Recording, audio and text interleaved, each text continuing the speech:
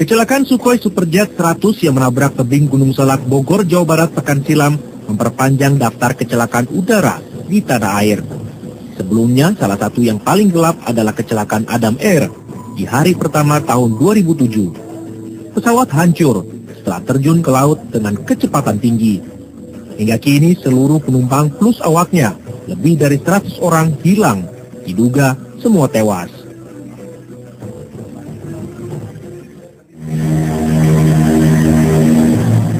Pesawat Boeing 737-400 milik Adam Air dalam perjalanan ke kota Manado, Sulawesi Utara. Pesawat lepas landas dari Bandara Juanda, Surabaya pukul 12:55 waktu Indonesia Barat. Seturut manifest yang dikeluarkan Adam Air, pesawat membawa 96 penumpang serta 6 awak. Belum lagi tiba di Bandara Samratulangi, Manado, pesawat Adam Air hilang kontak. Menurut pengatur lalu lintas udara atau ATC di Bandara Hasanuddin Makassar, Adam Air tak bisa dihubungi setelah pukul 14:53 waktu Indonesia Tengah. Dunia penerbangan Indonesia kembali murung. Segera selepas kejadian, proses pencarian diintensifkan. Tim gabungan dari SAR, Polisi Air dan Udara, serta personel TNI Angkatan Laut diterjunkan. Misinya mencari potongan pesawat serta penumpangnya. Proses pencarian difokuskan di perairan Majene, Sulawesi Barat yang terletak di antara Kalimantan dan Sulawesi. Namun bukan tim SAR yang pertama kali menemukan bagian pesawat naas tadi, melainkan Bakri, seorang nelayan asal Kampung Tinabung di Kabupaten Baru. Bakri lah yang menemukan sayap belakang bagian kanan. Temuan Bakri menjadi petunjuk lokasi bagian pesawat lainnya, termasuk yang paling penting kotak hitam atau black box yang biasanya ditempat di bagian belakang pesawat. Namun, mencari kotak hitam dan bagian pesawat lainnya yang sudah hancur bukan perkara mudah. Perlu teknologi canggih serta biaya yang tak murah. Cuaca buruk serta perairan Majene yang terletak di pertemuan arus laut kuat juga menghambat proses pencarian. Belum lagi kedalaman perairan Majene mencapai 2.000 meter, sehingga sulit diselami. Hingga akhir Januari 2007, kotak hitam belum juga ditemukan. Komite Nasional Keselamatan Transportasi atau KNKT lalu mendapat bantuan. Pemerintah Amerika Serikat mengirim kapal Mary Shears yang dilengkapi peralatan canggih. Melalui deteksi underwater beacon locator, kotak hitam Adam Air bisa diketahui posisinya. Namun tetap saja perlu waktu 6 bulan untuk mengangkatnya ke darat untuk kemudian dianalisa. Setahun kemudian, barulah misteri di balik tragedi Adam Air terkuak. Menurut KNKT, alat navigasi pesawat yang disebut Internal Reference System atau IRS rusak dan menjadi biang keladi kecelakaan Adam Air. Di 13 menit sebelum kecelakaan, kedua pilot mendeteksi adanya kerusakan salah satu IRS. Dari kerusakan itu mereka mencoba mengidentifikasi, lalu mereka mencoba mengkoreksi keadaan itu dengan merubah posisi IRS nomor 2 ke attitude. Dengan dirubahnya posisi dari nav ke attitude mengakibatkan autopilot yang tadinya mengontrol pesawat itu menjadi disconnect. Yang tadinya pesawat dikontrol oleh autopilot, sekarang tidak ada yang mengontrol. Kedua pilot sedang mencoba memperbaiki IRS, sehingga pesawat secara perlahan kira-kira 1 derajat per detik berbelok ke arah kanan. Setahun sebelum kejadian di Majene, pesawat Adam Air jenis Boeing 737-300 mendarat darurat di Bandara Tambolaka, Nusa Tenggara Timur. Padahal, mestinya pesawat tadi mendarat di Makassar. Pada Maret dan April 2008, izin terbang dan operasional Adam Air dicabut oleh pemerintah. Dunia penerbangan adalah dunia yang lengket dengan teknologi canggih serta memerlukan ketelitian untuk mengoperasikannya. Sudah selayaknya setiap maskapai penerbangan ketat dalam melakukan prosedur pengecekan serta pemeliharaan pesawatnya. Sebab salah sedikit, nyawa penumpang taruhannya.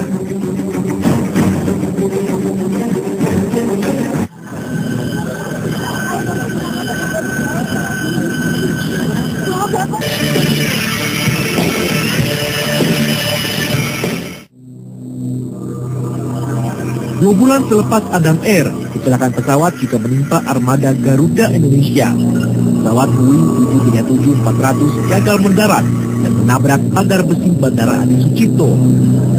Akibatnya, bahan bakar Garuda tumpah, pesawat terbakar dan meledak.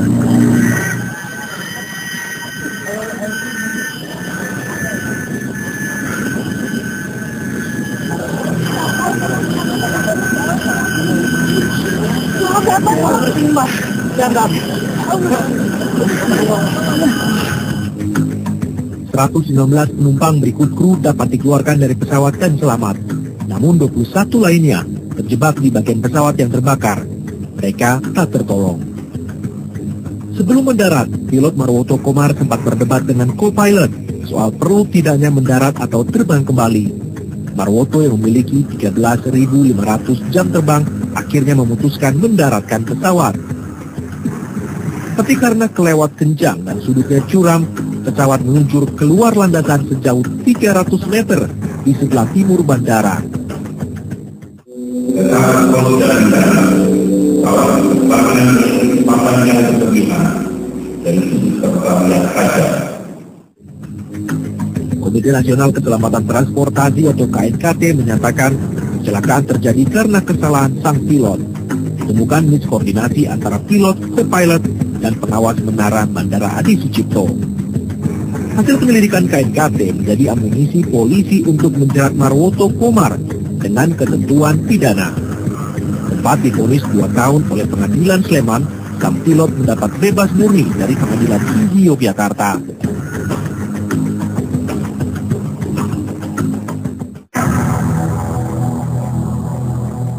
Kejadian 2 tahun sebelumnya paling mengerikan dalam satu dasawarsa terakhir. Pesawat Mandala Airlines jatuh di pemukiman padat penduduk di kawasan Padang Bulan, Medan. Setidaknya 149 orang termasuk 47 penduduk setempat. Pesawat dilaporkan laik terbang, bahkan hingga 2016. Saat kejadian, pesawat rute Medan-Jakarta tadi membawa 112 penumpang dan 5 awak. Pesawat dikemudikan Kapten Pilot Askar Timur yang mengantongi 7.500-an jam terbang. Sempat muncul dugaan kecelakaan disebabkan kelebihan muatan atau kerusakan mesin. Ditemukannya durian yang diperkirakan 2 ton di sekitar lokasi seolah membenarkan tudingan pesawat kelebihan muatan. Tapi pihak Mandala dan KNKT membantahnya. Bukan faktor yang berkontribusi terhadap kecelakaan. Hal ini menunjukkan bahwa weight and balance bukan merupakan faktor yang berkontribusi terhadap kecelakaan. Bukan karena durian.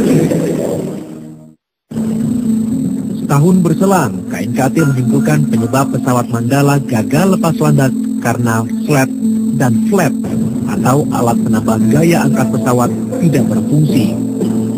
Kemungkinan lain prosedur pengecekan tak sesuai persyaratan sehingga alat bantu gaya angkat tak teridentifikasi. Artinya, kinerja mesin bukanlah penyebab kegagalan pesawat lepas landas.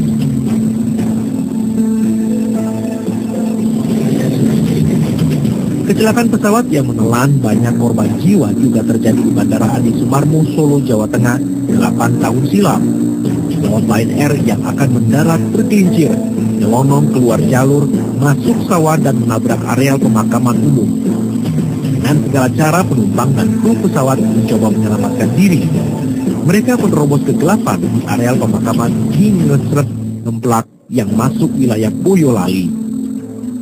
Total 26 orang tewas, 60 orang lainnya luka berat dan luka ringan. Sang pilot Dwi Nawastoro yang mengantongi 5.000 jam terbang ikut tewas. Tubuhnya terempat keluar dari badan pesawat. Pesawat membawa 146 penumpang dan 8 kru.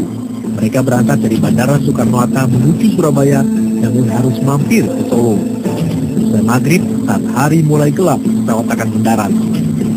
Tapi tergelincir keluar landasan setelah menabrak fondasi antena yang berada 140 meter dari ujung landasan pacu. Pesawat meluncur hingga area pemakaman.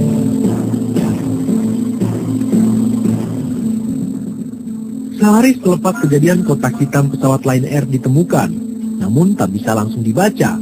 Untuk menyingkap tabir kecelakaan Lion Air perlu waktu 3 bulan. Internasional juga concern terhadap investigasi semacam ini. Oleh sebab itu, kenapa KNKT-nya Amerika juga datang kemari. Gitu. Akhirnya pada Februari 2005, KNKT membuka hasil investigasinya. Bisa dibilang sebuah pengungkapan kecelakaan udara pertama yang dilakukan lembaga resmi. Menurut KNKT, cuaca di sekitar bandara saat kejadian hujan disertai badai guntur. Komite menyimpulkan penyebab utama kecelakaan pesawat buatan tahun 1982 tadi adalah hydroplaning. Saat pesawat mendarat, landasan basah, sehingga efektivitas pengereman berkurang. Akibatnya, pesawat meluncur keluar landasan.